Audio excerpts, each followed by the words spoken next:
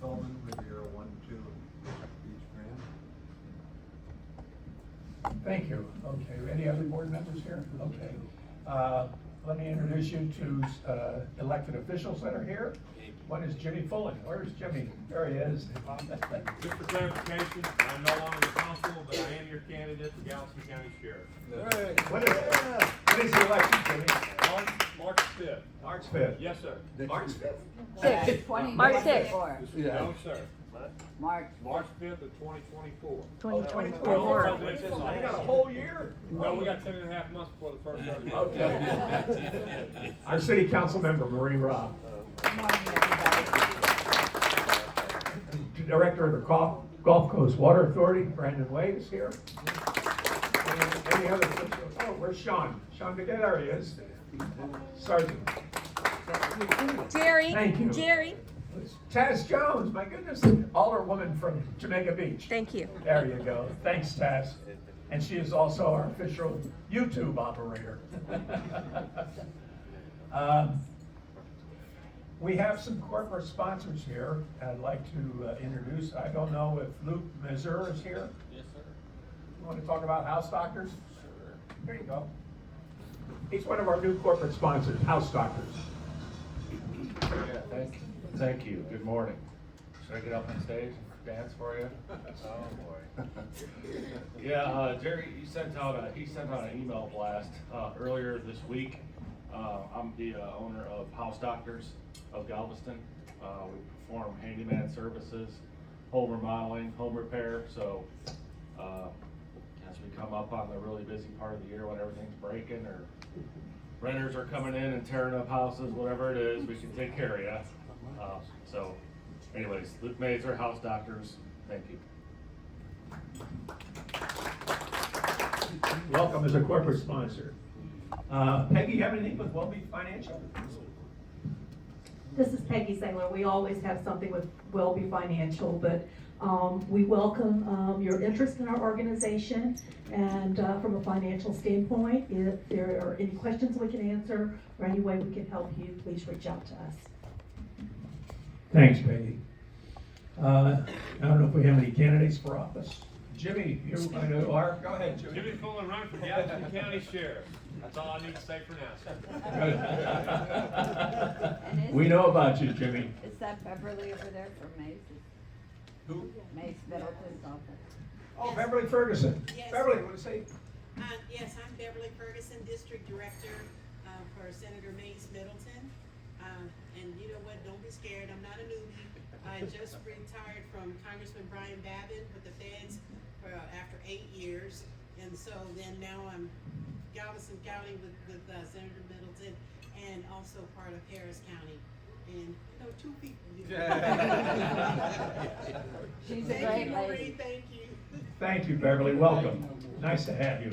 And our best of Mays.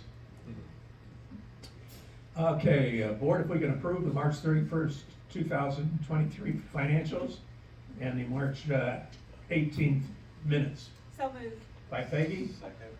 Craig. All in favor? Aye. Okay. You beat him this time. Way to go. Well, he prompted me. Oh. He's very unselfish. This is our annual meeting. This is our, actually, starting of our 24th year as an organization, and we appreciate everybody's support. But let me turn this over to Peggy Saylor, who is the chair of our nominating committee. Good morning again, everyone. So before I get started, I want you to note how relaxed Jerry looks.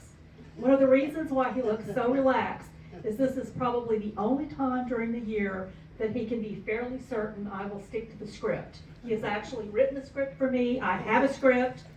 I will probably stay on the script, but no guarantee. The nominating committee has determined that the terms of office for the following has expired on February 28th, 2023. Those folks are Jerry Moan, Beachside Village, Pirates Beach Cove, Acapulco Village, Point St. Louis, Point West, Spanish Grant Beach. Therefore, the nominating committee recommends for a 3-year term from March 1st, 2023 through February 28th, 2026, the expiring terms for the following members. Jerry Moon, 3 years, 2/28, with expiration of 2/28/26, and this will be true for all of the following: Beachside Village, Pirates Beach Cove, Acapulco Village, Point San Luis, Point West, Spanish Grant Beach. I call for a motion to approve the slate as presented. We do it or do? Okay, we've got Marie, Rob, and Dan. So, you have that, Jerry? My note taker? Okay, thank you. So I need a second. Okay, got a second from the board, okay. And, all in agreement? Okay, thank you, everybody. I will see you again next year. Thank you. Thanks, Peggy, you always do such a great job on this, so. Okay, let's move on to, we always just, good part of the program, our District 6 happening. Marie Rob. No, this is a hard room. Where do you stand? know. Up on stage. I'll wander around the room. Good morning, everybody. I hope the sun stays out today. Is it on? No. That was hot. Very good. Have a pretty loud mouth, though. Good morning, good morning. So it's so nice to see so many people out this morning, even though we have a small crowd. And I'm gonna talk first about the most important thing that will be happening in this. We have an upcoming election on May 6th. Early voting starts on April 24th. And you might say, how will this affect us in District 6? We have what is called the 4B sales tax that is on the ballot. And the 4B sales tax is a half cent of 2 cents that the city receives in the sales tax. And what we've done with that half cent, it's 4B sales tax is used for economic development. And in the last election, which was in 2009, we all voted to approve it for 4 silos. One is parks, one is beach, one is infrastructure, and one is economic development. And what's on the ballot this election is that we want to remove the sunset, or the end of the period, which is currently in 2029. So number one, this is not a new tax. If people voted not to end the sunset, it would still be in effect to 2029. And after 2029, it would just be meshed into the general fund. So why do you want to vote yes for it, aside from the fact that it'll only take you about 5 minutes? You want to vote yes because it identifies, with that half cent, we get about 1.5 million per silo. So that's 1.5 million for beaches, that's 1.5 million for our parks, that's 1.5 million for infrastructure, and that's 1.5 million for economic development. Why would we want to remove the sunset?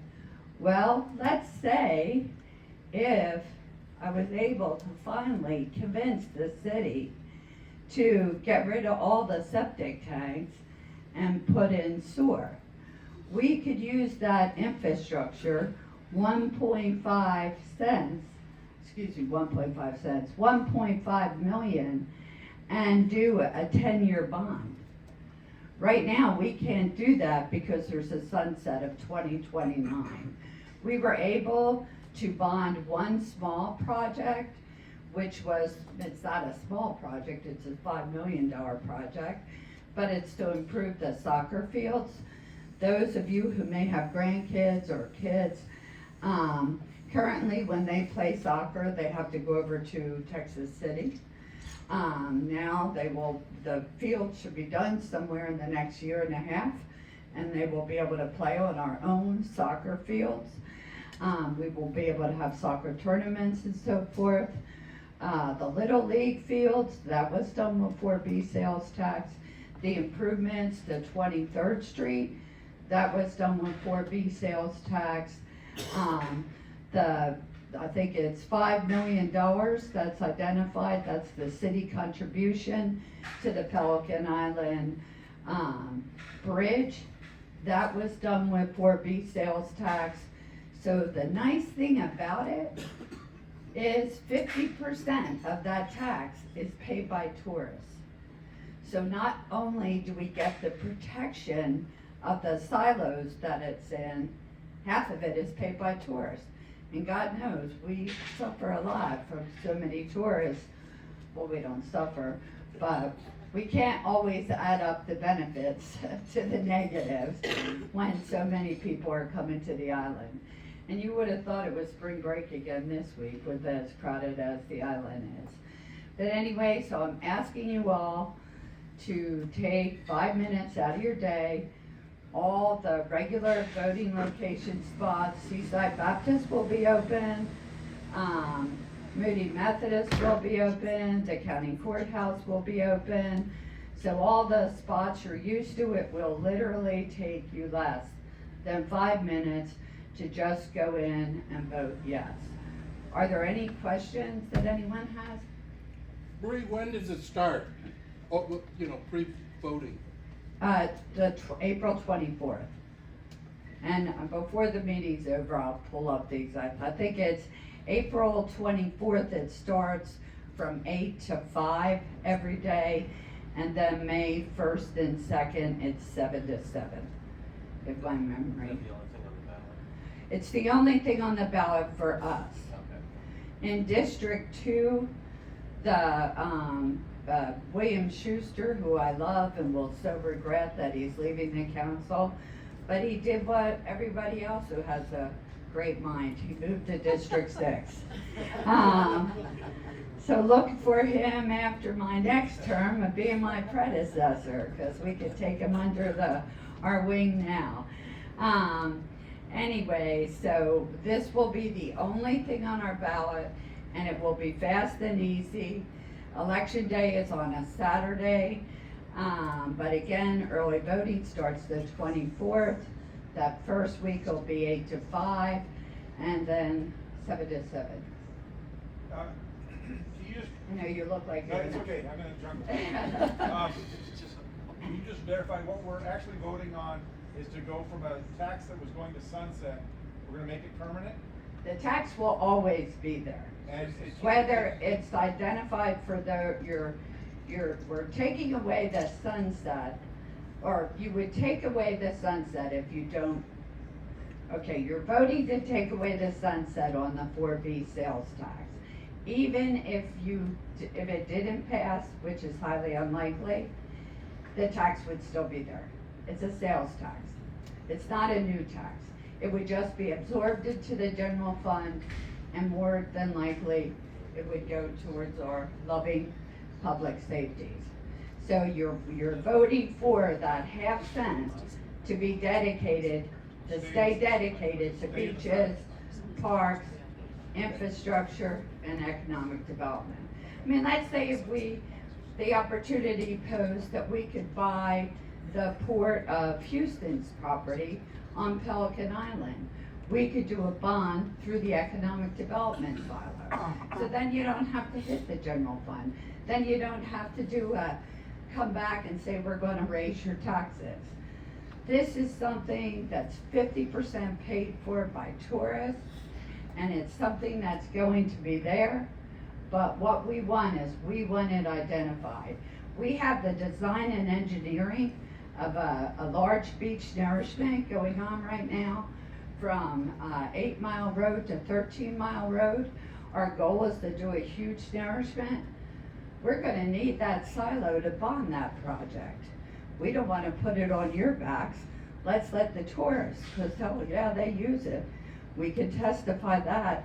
If you saw the presentation at council on Sunny Beach, which we're trying to get the cars taken off of. On a given day, just walking through the dunes, there were over 185 people. Fertilizing the dunes, let's just say.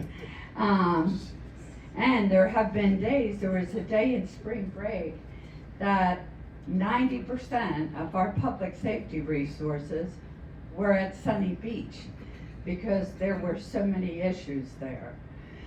And that's part of the reason that's the main reason. Well, my goal is actually to get all the cars off the beach. It doesn't benefit anyone, it doesn't benefit birds, it doesn't benefit turtles, it doesn't benefit people. Children have been run over. We have at Sunny Beach, which is nicknamed the zoo, there have been shootings and so forth. We will be working on that. We're submitting up to Austin a new beach access plan, as well as what happens to us, or what had happened to us in the past. We have gotten past this now, is we would submit a beach access plan and somebody would steal a sign at one of the access points and the GLO would say, sorry, you're out of compliance, you can't do anything, you can't move forward. And it's like, really? So we came up with a system, a 6-month system that we can replace signs, because then I'm sure you can attest to this too. We can put a sign up in certain beaches, i.e. Sunny Beach or Stavanger or any of the beaches further west, and within 24 hours, it's gone. Like, I would love to know what people do with all the signs they steal. But anyway, so that's going on. I'm meeting this week with our new person from Center Point. We're actually going to meet here, tour the entire district, because I am, as I'm sure you all are, tired of this constant surges that we are having. But so you know, and I'll send this information to Jerry. So with all the surges we're having, if I had somebody in Pirates Beach, Donnie James, it killed his brand new air conditioner. And there's a claim number. You can file a claim. And I'll send that information to Jerry so that you have it. But I am meeting with Jessica. She's a really nice person. She takes my call, but she's not from the wire side of life. So frighteningly, I know more about her power system than she does. So I'm still gonna try to become her best friend, and maybe I can educate her a little bit in the process, since I've been dealing with CenterPoint for the last 20 years. Haven't forgotten about natural gas, still working on that. We have some developments going in, working with the developers to get them to commit to the natural gas, which will help me to get the other lines run for free.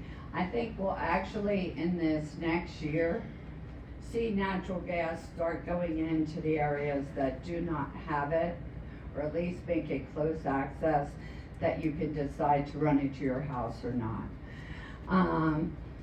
Beaches, we are expanding our coastal division. We hired Kyle, who came to us from T. Baker Smith, who is a brilliant project manager.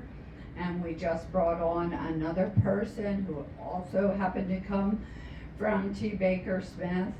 We have also put under contract this week some of the top coastal people when it comes to permits. We are putting in an emergency beach nourishment for the Riviera Grands, since that is our most critical area, also assisting them in what will be the first geotube project since Ike and when the GLO tore them all out. So that is moving forward as well. Things at the city, we continue to constantly talk about the park board, which makes me want to scream. Hopefully someday soon that'll end. And we can get back to business full time. I don't know, is there, anybody have any questions or is there anything, Yeah, you know, a lot of people fish in San Luis Patch, that's a big deal. yeah. Access via vehicle is probably a big deal, but you can't ever get there unless you've got a four-wheel drive that can get over that big hole. And I know not, a lot of Galvestonians would like to fish there like me, but I can't get to it half the time with my regular pickup truck. Well, San Luis Pass is a weird one because part of it is privately owned, part of it is the county, and part of it is semi-managed by the city. So, and that's another trouble beach area where they can have wild rave parties and so forth.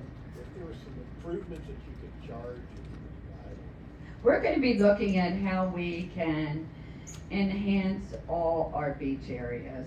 Like, we are in the process of completing all the pocket parks, 1 and 2. The next will be, the one off of 11 Mile Road, once TxDOT is finally out of there. And then 4, we're going to expand parking, because in getting the cars off the beach, we have to provide ample beach parking, not on the beach, off beach parking, to comply with the GLO rules. So I'll have them check it out, see if they can grade it or something. Any other? Do you happen to know what stipulates, being able to put no parking signs at places? Is there like part of the law or, the reason I'm asking is, for some reason, the stretch in front of my house is the only part of Sportsman Road that doesn't have a no parking sign. So there's 37 trucks parked right in front of my yard every morning. Well, text me your address and I'll see if I can get one put up. I was just curious. Our streets department is great. I mean, we are so blessed by so many of the employees that we have at the city. But our head of public works right now, Trina Peraza, is just amazing to work with and is so responsive. And he lives in District 6, so another brilliant person.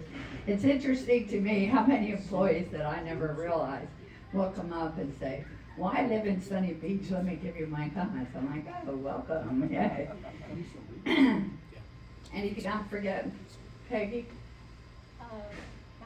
okay? Except you had an excellent workshop yesterday, so if anybody's interested. We did have an in the excellent status workshop. Of the park board discussions. Yep. That is a great way to get caught up. You can go to the internet, go to the city's website, and you can pull up the video on our discussions with the park board. We had about a 3-hour meeting. You can also hear the interactions on Sunny Beach, because I started with that, and had a very interesting slideshow showing the 187 people interacting with, now, I know, I announced before I started, I'm like, if you have any young children watching, you might want to ask them to leave the room.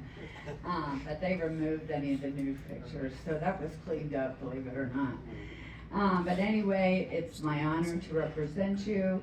I think everybody by now has my number, 409-256-4518. Feel free to call me anytime. Best email from me is marie@marierob.com. And thank you.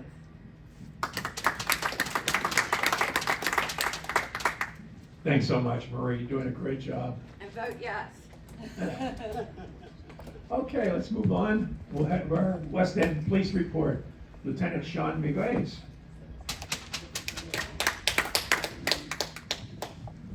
Morning, everybody. Just real quick to follow up with your question about parking signs. If you check, I believe it's section 34 in Muni Code. It's going to be parking, standing, or stopping, and there's an entire list of all the areas in the city that are where parking is prohibited, or where that have special regulations. Make sure your address falls in there, and if not, if you give it Marie, that's good. That's going to be something that council's actually going to have to get added and put it in codified. So it could be a process, just depending on what that says. Administrative process. So let's rip the Band-Aid off. Congratulations, another prom season is upon us. I don't want to say nanny and boo-boo, but thankfully the Airbnb next to me is not in operation until June, so I get to skate this year. I might actually get some sleep. So along those lines, please do us a favor. If you see a bunch of kids with Letterman jackets that say class of 2024 or class of 2023, and they've got a dolly full of the cheapest beer you can find, it's probably a good indicator there's going to be some wild raging party, and it's not just the 6 kids that the parents purchased the beach house for that weekend. Give us a call and let us know. We might not be able to do anything actionable right that second, but what we're finding more and more is if y'all happen to be on your porch drinking coffee and you see the beer truck pull up, and we all know that's probably a clue that's going to be a long night for all of us. If you let us know, usually just knocking on the door and talking to them, explaining that, hey, your wild shenanigans and tomfoolery will not be appreciated in this neighborhood, and if we have to come back, you're going to lose your $5,000 cash deposit and somebody's going to jail. So a lot of times that'll tamp down a high percentage of that party getting out of control, and we get called out because they're not letting us in. Well, you're not supposed to be here. Have a nice day. And that's a much easier thing for us to fix than trying to find a place for 250 drunk teenagers. Do you have the day of prom? It is now until all schools are out. I almost took out half of, I don't know, somewhere in the Woodlands last night on the Strand. I'm like, what's wrong with you? Oh, God, it's prom. You know, trying to go on a date with the wife. It's just all these kids standing in the streets take weird photos, and I'm just like, oh. But they're here, and they will come as far away as El Paso and Amarillo to come have a prom here. Me personally, I prefer a pasture party or a big beach shindig, but you know, I was raised different, I guess. Burglaries are kind of about where they've been, but just keep in mind that as our tourist occupancy is increasing, so are the amount of people that really couldn't afford that vacation, and weird cousins that come sleep on the couch are going to show up, and that's when your fishing rods are going to get borrowed, and your kayaks are going to take it out for a spin, your canals on the beach. So please remember, try to keep it behind the house or out of direct line of sight. Cameras are an amazing thing. They are not that expensive to get, and they're really easy to install now. You can have, for $74, you can have a wireless color night vision camera that you can pull up on your phone every time my kid's playing basketball or the Amazon guy drops off a package. It's also how I keep track of my wife's spending. It was a joke, honey, if you're watching. We do give you an update on our newer probationary police officers. They are rocking and rolling through the system, and we anticipate late May to early June, everybody should be off field training program. We have another 3 officers that are going through the state academy now. They should be graduating in May, and they should be hitting the streets on their own by around December, which is getting us much closer to full staffing. I think we're still going to be down about 6 or 8, but our recruiting efforts are ongoing, and we have people in the pipeline between them coming in. So over the next 18 months, staffing issues should continue to smooth out. That's about it. Anybody have any questions? Or any immediate needs at all? I do have a question. Yes, ma'am. If, we determine that there might be a potential problem in the neighborhood due to the prom season, should we call the non-emergency number and give them a heads up, or what's the best way to? Yes, you can call the non-emergency number and just say, hey, it looks like they're about to have a really big party. Chances are we'll find out about 10:30 anyway, but if we can get ahead of it, we really prefer to do it that way. There's been several times where we have to shut down house parties, and I find myself in the living room saying, okay, this is an entrapment question. If you've been drinking, raise your hand. And we make all those kids stand on one side of the room. And then all the kids that haven't, we're like, drunks, meet your designated drivers, don't stop at Waffle House, it's closed, go. Like, go back to Houston and go. But occasionally we run into problems where nobody's sober. So what do you do with 300 drunken teenagers? You have to get really creative. Some of these houses have been returned spotless in the morning. I'm really good at leading an all-night work crew. I'm a firm believer that work will sober you right up. But you know, I'm sitting here with my mouth gapped wide open. Why would a parent rent a beach house? That is a very good question. In this day and age, apparently, status and showing my children how much I love and trust them is to take 6 of them and put them in a beach house that'll sleep 8. With the understanding that they promised me on Scout's Honor there was going to be no wild party, but then what happens is Johnny invites Susie, who invites Claire, who then tells her friend, who puts it on Instagram, who then turns around and is like, ooh, I really like that guy, or I like that girl, and the next thing you know, you have a house that's only made to sleep maybe 16 people, so you get a large family gathering, and now you have, I mean, I've had parties with kids from prom parties from Pasadena where the furniture was stacked up along the wall like the most amazing Jenga display I'd ever seen. They had a DJ booth going.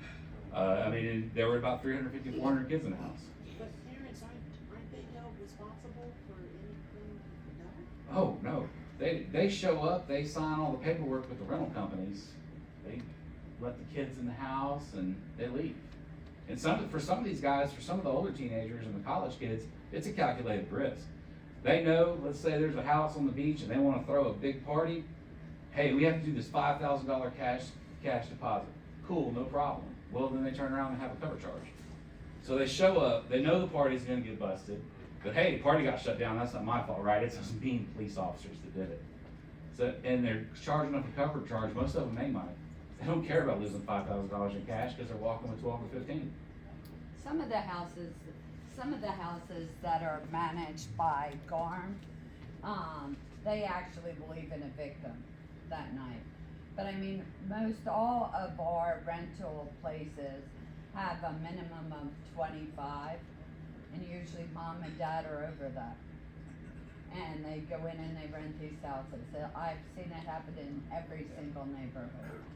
Yeah, it's nuts. Yeah. And then moving forward, also golf cart season is upon us, so please, if you own a golf cart, make sure it's registered and inspected and ready to go. Because I would anticipate in about a month and a half, with the proliferation of rental golf carts and everybody out and about, the complaints are going to start coming in. And you know, once we get told to go enforce golf carts, we can't ask for your zip code before we write a ticket. I mean, it's if you're out there and your golf cart's not in compliance, I can't say, well, he gets a pass, he lives here.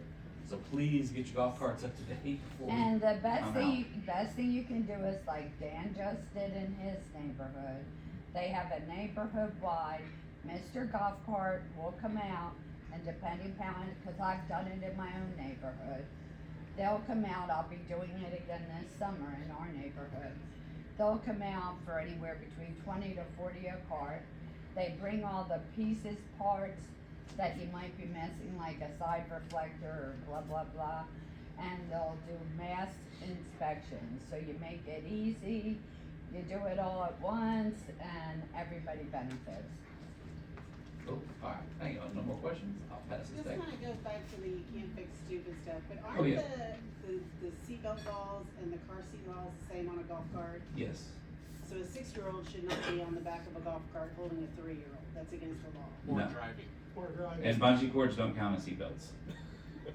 I mean, one of the issues we run into too is if you see it, I mean, my wife yells at me all the time, and I try to explain to her, like, look, I'm off duty, it looks really bad if I hop off the porch in board shorts with a gun and a badge. I'm like, call your parents and tell them you're in my house. That does not go over well in any world.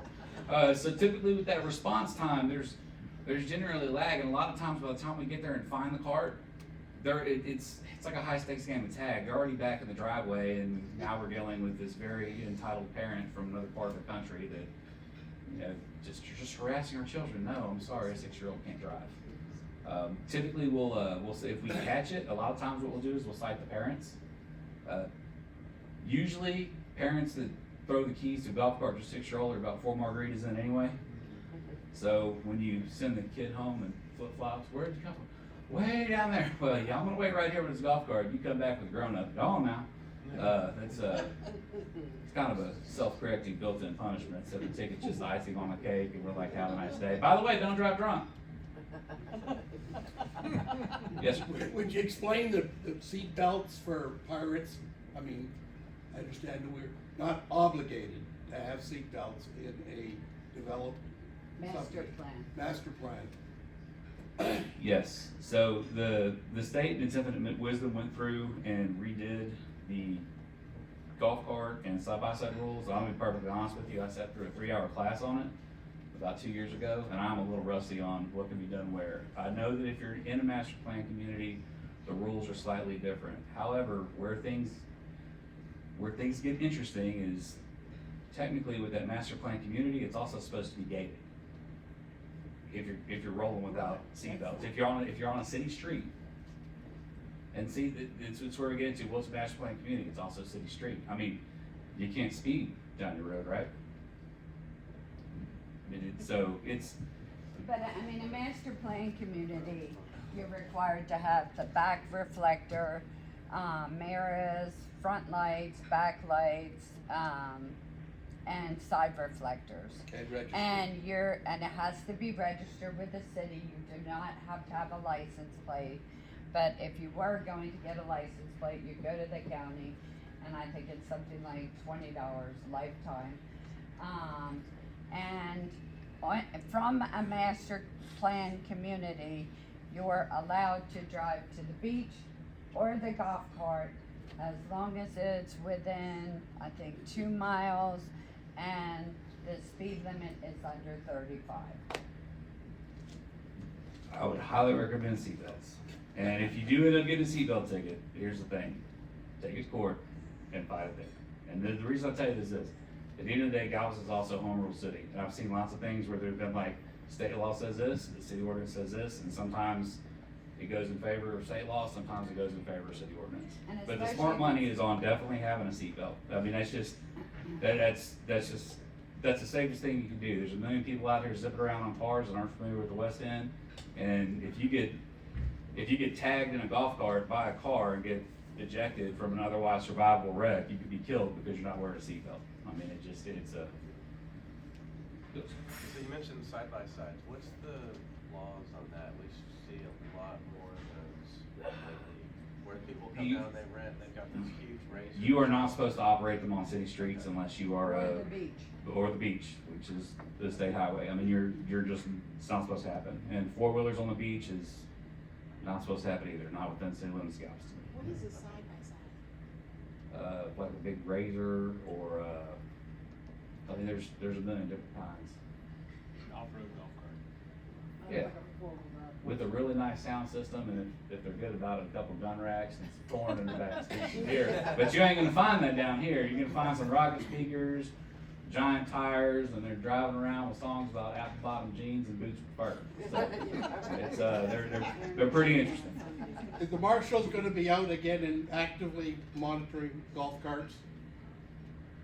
While I can't officially speak for the marshal's office, I would assume that yes. Good. I would expect to see them. I know in Spanish Grant, I've seen a lot more of the city marshals than I ever have, and that they're actively patrolling out there looking for those things as well, while we're tied up with higher level offenses. And when you're saying no cars on the beach, is that gonna include golf carts? Golf carts are not allowed on the beach unless you have a handicap sticker. Even So- on Sunny Beach? Any beach, Outside of the parking area. outside of the parking lot. The red poles are your magic right there.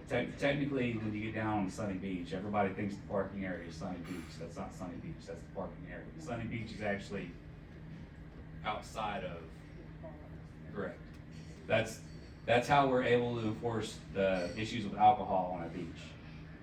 Technically, you're allowed to drink on Sunny Beach, but the parking area is a city right of way, and you're not allowed to consume openly in the city right of way. They are. I mean, it's everywhere, and I can tell you, as soon as we get one there, we'll kick campers off of Stavanger Beach, and then we'll end up out at San Luis Pass, and then we're right back to the same 4-wheeler with a different person. The West End, for those of you that haven't been here, if this is your first summer, welcome. It's gonna get interesting. There's great people watching, but we're busy. We're really busy during the summer. We try to allocate as many resources as we can out here. We monitor social media. We look for big events, and if we know ahead of time that we're expecting larger crowds, we can staff up or pull guys in that are off duty to kind of help address that and assign them specifically to the beaches. But again, you're looking at a lot of beachfront. And But that is some of the things that the city is looking at, because when it comes to, like a special beach patrol could be paid for by hot tax and not have to come out of our general fund. And we are looking at how we can best keep those general fund expenses down. So to enforce these rules that you guys are all talking about the no driving on the beach, no drinking in a parking lot, no open fires, no stealing stuff out of the dunes and starting fires with it. What do we need to have down on the beach that you guys could help enforce those rules? really and truly need more officers. It Well, becomes. even when the officers come, they basically just, we see like a hand slapping and then that's it. Well, that's because the backside of that is this. Let's say I choose to arrest you, right? And you're 2 beers in. By the time I've driven to the county, let's just say for some reason we got all green lights and we're leaving Sunny Beach. It's been about 30 minutes. When I walk into the county, there's a 19 or 20-year-old CNA that looks at this person and says they've been drinking, they need a fit for incarceration, I'm not going to allow them into the jail. So at that point, an officer then has to take that prisoner, drive all the way to the UTMB emergency room, stand in line, and it's a low priority when you have people in there that have actual medical emergencies. So now so now we're at about 45 minutes to an hour in. We have another hour and a half to 2 hours at the hospital, depending on what's going on there. Then we come back and process and are able to do our barking. So we're going to do our paperwork and get back on the street. So a lot of times when you see us moving the crowd on, it's because one, there's other higher priority calls holding, and two, once we lay hands on that person, we're committed, and we're now taking that officer off the street for 3 to 5 hours for urinating in the dunes. I mean, so if it's stuff that we can handle with citations or stern warning or just going out there looking really, really scary and getting them out of there and moving them along, we'll do that because we've got to go to the next beach and the next beach and the next beach. I just want to make sure we're saying this in front of our elected officials, because we've got all these great rules and regulations down here on the Oh, I island. know.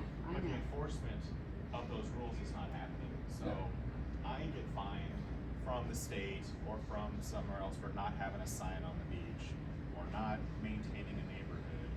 But then when someone comes on from off the island and they want to come have a big party and like rip up all the work that we've been spending months putting in down there, or even being in the dunes, which is actually a federal law that you're not allowed to do it.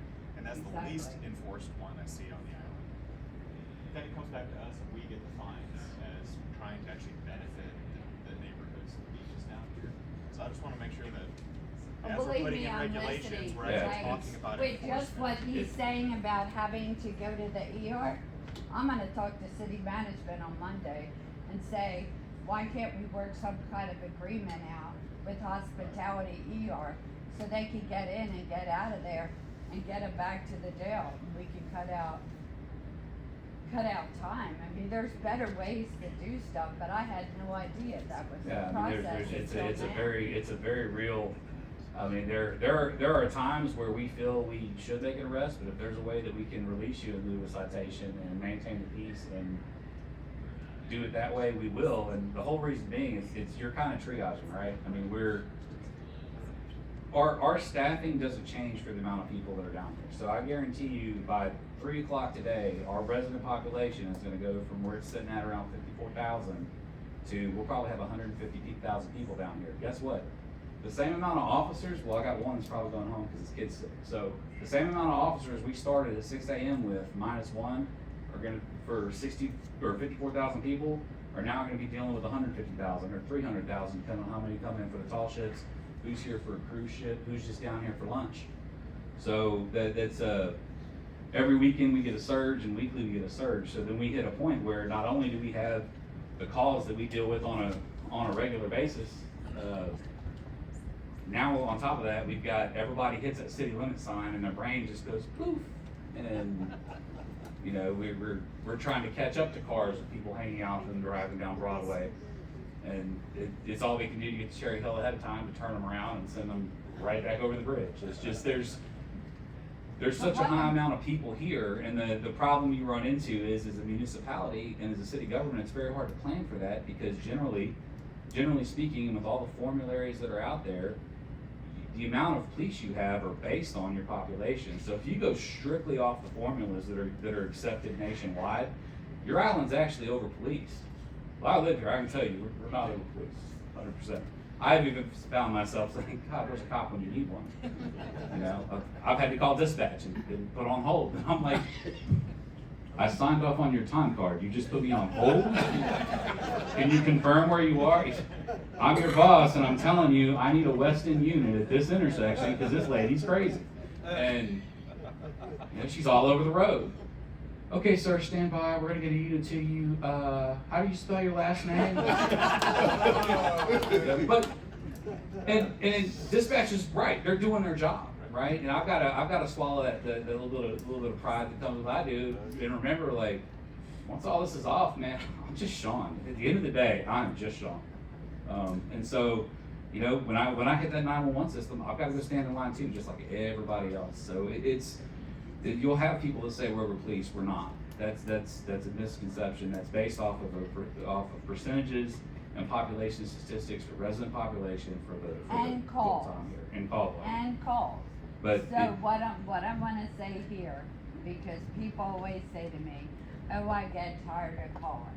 I'm like, so do I, but I call every time, because the amount of police coverage in the city is based on the amount of calls.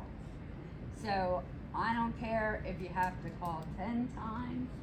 I know it may drive them crazy, but for a golf cart on the beach, you call 10 times, because the amount of police officers out here, and believe me, we are looking at every creative way that we can look at other resources to get more coverage out here and support these guys who do an excellent job. So that leads me to my final question, I promise. At the corner of Freedom 05 and 8 Mile Road, and sorry if anybody lives there, there's a subdivision that doesn't look like it has any roads to any of the houses. There's constantly parties there, which I'm not usually seeing any problems with, but about a month ago, they had 600 spiders. Yes. They were everywhere. The next morning, was it all clean and fine? Yes, but is that something I should have called in? Because they were clearly did not have enough bathrooms to compensate the people that they had there. And those spiders were flying down Sportsman at 150 miles an hour. So yeah, with the traffic and the driving issues, absolutely. As far as once that'd be gaff toppers right there. Once they're there at gaff toppers, that's a private property that rents out to large and caters to large groups.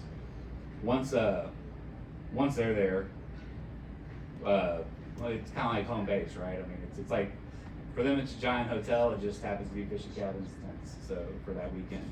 But once they're on when they're on public streets, they're definitely all ours. I mean, in short of a large disturbance breaking out on there, or there being an obvious egregious breach of the peace. It looked like Crazy Town was about to happen. We went into town not knowing that was going on, and they had a police escort. Like Did they had really? 2 motorcycle units in front, and then like 300 of them They go were by, bunch. and then 2 in the back. So do you know who was our guys, or was it Houston or Pasadena, or? I've seen those constables. Yeah, so sometimes if they're bringing in a big group and they hire out officers, they get a police escort. I mean, they're good coming in, but they have to stay within the confines of the police escort. And unfortunately, some agencies aren't as good as doing escorts as Galveston is. We do a lot of escorts, and we're familiar with what streets are problem streets and where we need to get people. I mean, Galveston police are really good at doing the big stuff. I mean, we handle chaos very well because it's a daily occurrence for us. So some of these other agencies will be like, yeah, 4 guys can handle 800 bikes, and that's not enough people, right? But we do have to operate within the confines of the law. If they're legally allowed to come in here with an escort, I mean, we don't come like pull those officers over and, hey man, you figure what color your bike was? I mean, it looks funny in the movies, but that doesn't happen here.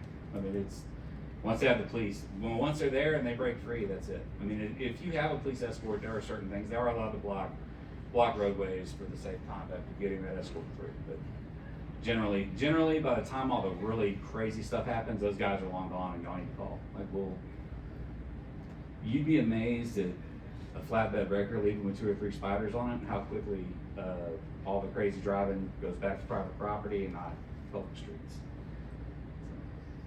I have no problem telling you. Mr. Jerry? Thank- Fails. Thanks so much. I appreciate it. Okay. Okay. I think we've learned a lot about police escorts and their police department, so thank you. Let's move on. Sally Bacco, here we are. Give us a Gulf Coast Protection District report. Jerry. For those of you who don't know me, I'm Sally Bacco. I'm the city's Director of Policy and Governmental Relations, but I'm here in my capacity as Board Director in the Gulf Coast Protection District. And I want to give you an update. I'll start with the state budget. The House passed HB 1, which includes $500 million over the next biennium for Gulf Coast Protection District projects. That includes our Orange County project that is part of the larger Sabine to Galveston project that Congress authorized and advance funded in 2018. A portion of that money also will go in anticipation for our non-federal share obligation for the coastal storm surge suppression or protection project. We're very excited about that. Obviously, we're still working to identify federal funds. Right now, the Corps is hopeful that the Investment, Infrastructure, and Jobs Act, otherwise known as the Bipartisan Infrastructure Law, may have funds available for the Corps in June. So we're keeping our fingers crossed that that might turn into some funding that we're seeking at the federal level. The next item is State Representative Dennis Paul, excuse me, he'd love the promotion I expect. He filed a bill, HB 2416, that creates the Gulf Coast Protection Trust Fund. We're very excited about this. It was unanimously favorably reported by the House Natural Resources Committee and is now heading to the House floor for action this coming week. So this is going to be significant. It creates a trust fund that will provide funding through GLO specifically for Gulf Coast Protection District projects. I know that State Representative Dennis Paul is also seeking funding, but right now just simply getting the, pardon the expression, infrastructure of this trust fund created, we will be able to go to Congress, we'll be able to go to the Corps headquarters and say, the state of Texas recognizes this as not just a regional project, but a state priority that has economic implications for our state and the nation, and they are ready to step up with the initial non-federal share and have created a trust fund that will be used as the instrument for identifying that non-federal share into the future. So these are two very important signals. One last item, believe it or not, I know I've been talking to you a long time about the memorandum of understanding for in-kind work that we have been awaiting the Corps to present to us.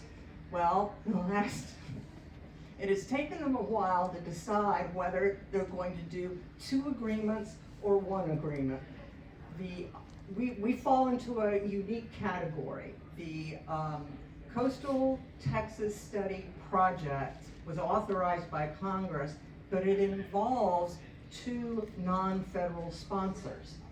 GLO is the non-federal sponsor for the Ecosystem Restoration Project.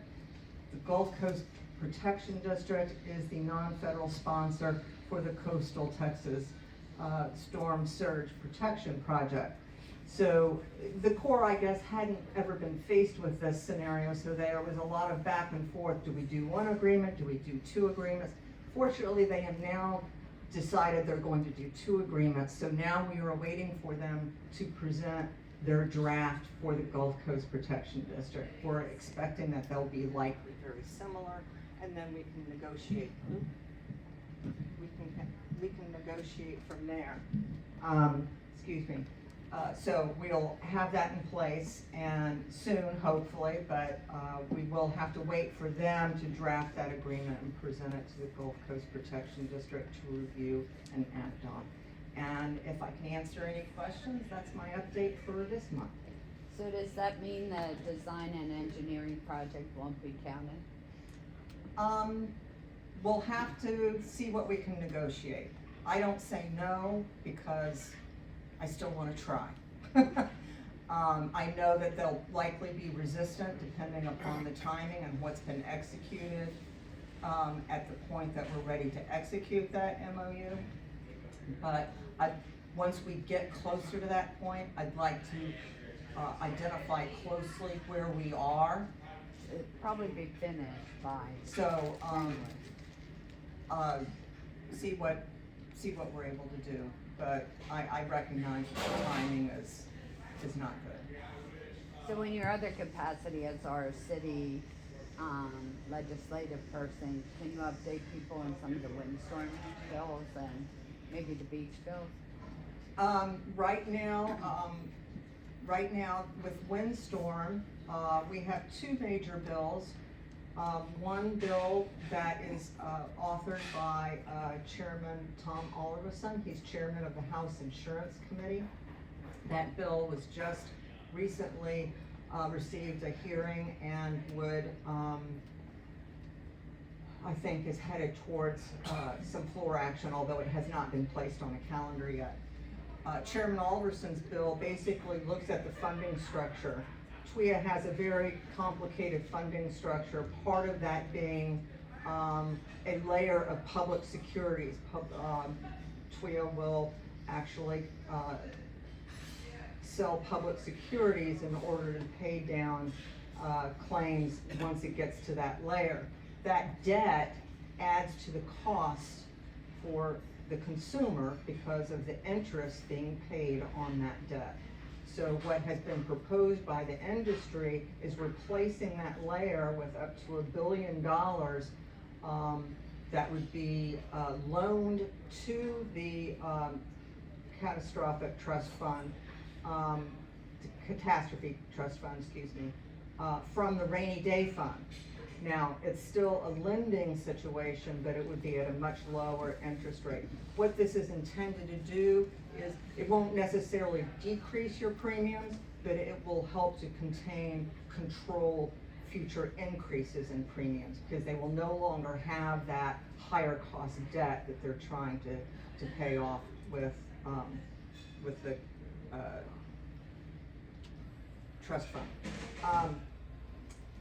The second bill is Senator Mays Middleton's bill that is coming up for a hearing on Tuesday in the Senate Business and Commerce. He takes a broader view of TWIA administration and looks at the structure of the board and the appointments of the board. He reduces the PML and calculating the needs for reinsurance, which can be very costly. He increases the industry's obligations with regards to assessments and when those assessments will be called upon. And there's some other provisions in that bill. So we'll wait to see how that hearing will go on Tuesday. We're hopeful that he'll be successful in getting his bill favorably reported out of committee as well. I know that there's still ongoing conversations. This is still very early in the process between Chairman Alverson and Senator Middleton. Just unofficial conversations, but we'll see how that goes. With regards to the beach bill, there's two beach bills out there. One beach bill we're working on diligently. This is the bill that was requested by the city. It is a bill that would provide a flexibility tool for the general land office. It speaks to the issue that Councilmember Rob was talking to you about earlier with regards to signage, and that non-compliance completely shutting down our ability to amend our beach access plan, in other more critical areas. We had a hearing on this this last week, and I think the hearing went very well. We did have one representative from the Surfrider Foundation who attended the hearing and was opposed to the bill, although he did confuse committee members somewhat because he was focusing his attention on erosion on the city's several years of non-compliance of setbacks with regards to our beachfront construction.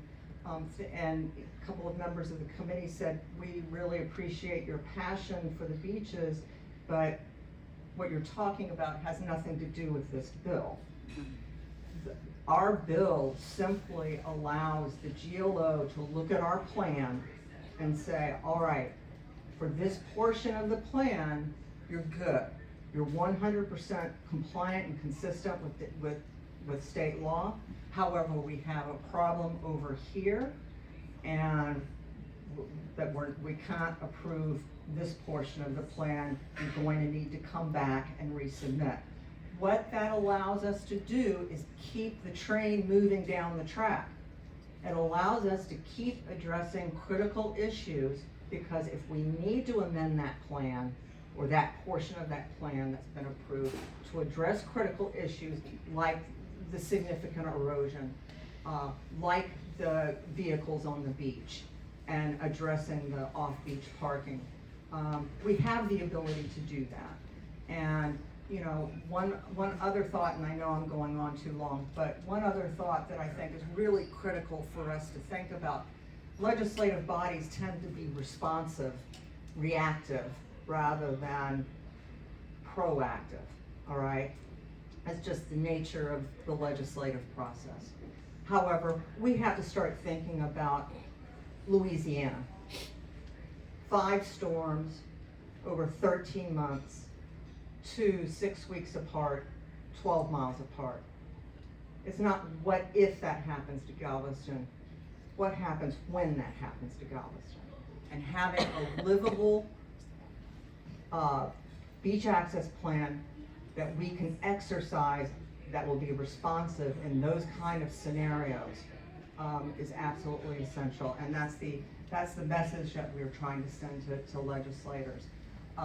And just real quick, the second bill that we have has to do with the line of vegetation and public beach easement discussion. This has to do with identifying the burden of proof when identifying public beach easement. Those bills are still in committee and have not yet received a hearing. Thank you. Thank you, Sally, appreciate it. Okay. Beach Maintenance Advisory Committee report. Greg? All right, good morning. Excuse me. Yesterday, the Beach Maintenance Advisory Committee meeting, the theme seemed to be recycling efforts, and so a lot of the topics were about that. The first item was the recognizing the Friend of Galveston Beaches, which we have done each month now. This month's recipient for April was Stacy Putman, and she's with NES. Big fan over there, all right. Yeah, I was supposed to be at that. Oh, okay.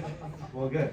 So she was great, but she's been working with the park board on doing audits of the beachfront waste and recycling efforts, and try to get the most benefit of the recycling materials instead of just setting out a recycling can and they throw it in with the regular trash and it's just not getting recaptured the way it should. So she's been instrumental in working with them and continues to do so.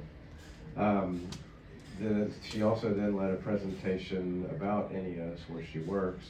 It's INEOS is a global manufacturer of petrochemicals and other oil-based plastics and other products that are in everyday items we use, like water bottles or McDonald's cups and things like that.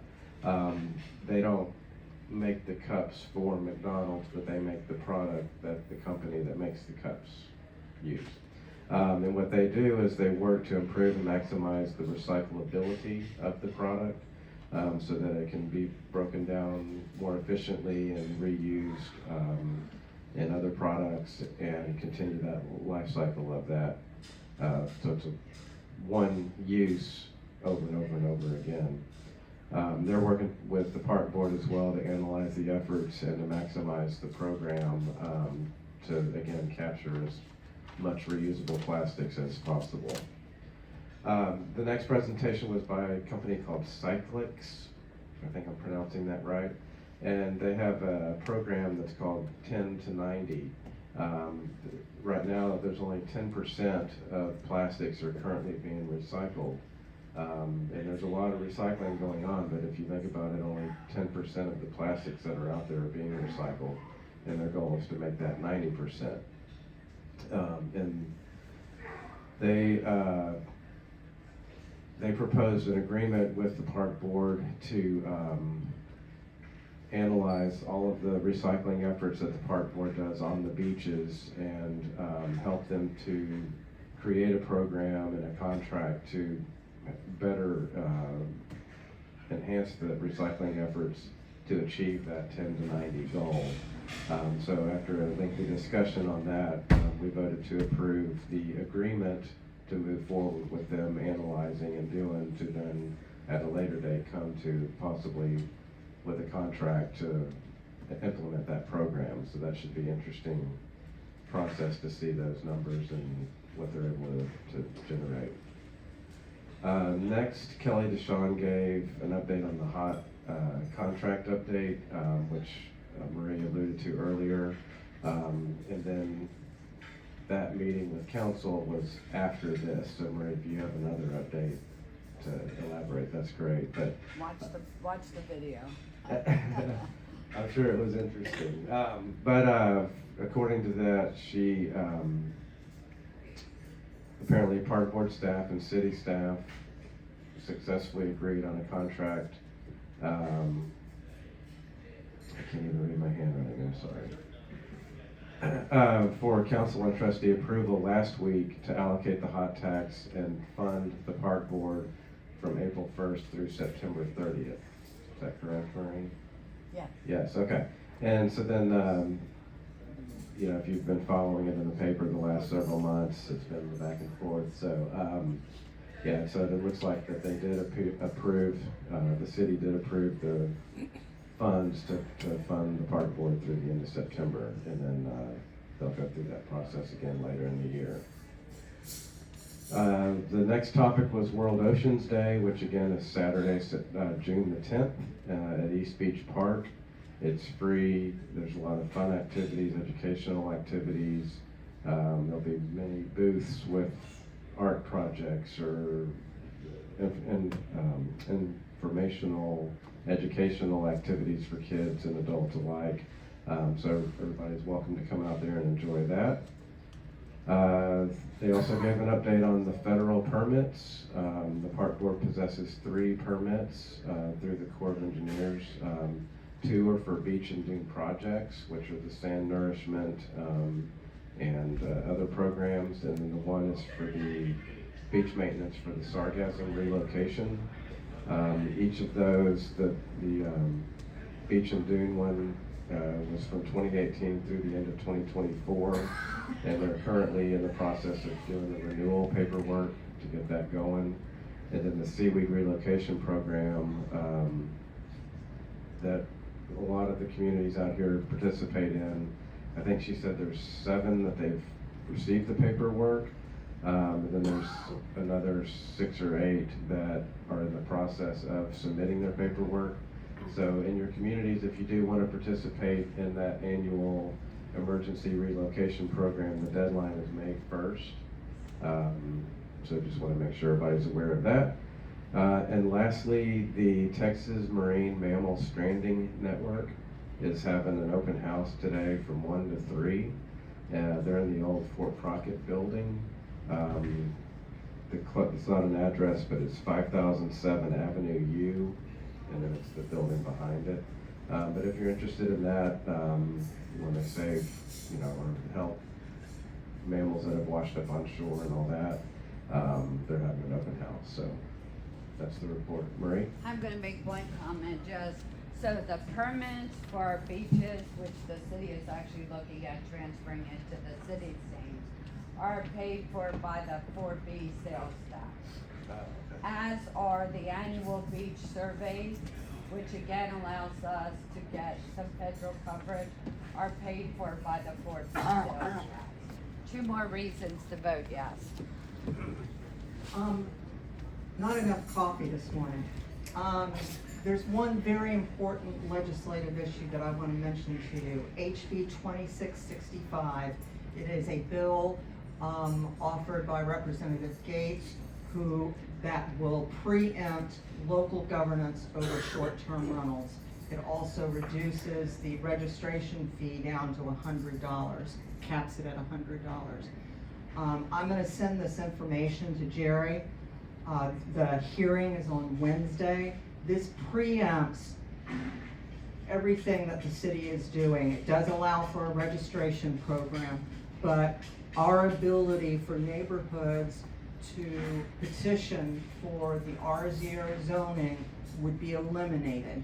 So I'm going to encourage you, I will provide a list of the committee members and their office phone numbers, and I would encourage you to call and make your concerns known about taking this very important topic out of the local government's ability to control and address unique needs that may be occurring. And Galveston is one of those that has very unique needs in trying to balance short-term rentals and the needs of our residents. So I'm going to send that to Jerry. Again, the hearing is on Wednesday, and anyone that you talk to on the island, share it with them, because we need to really let our voices be heard.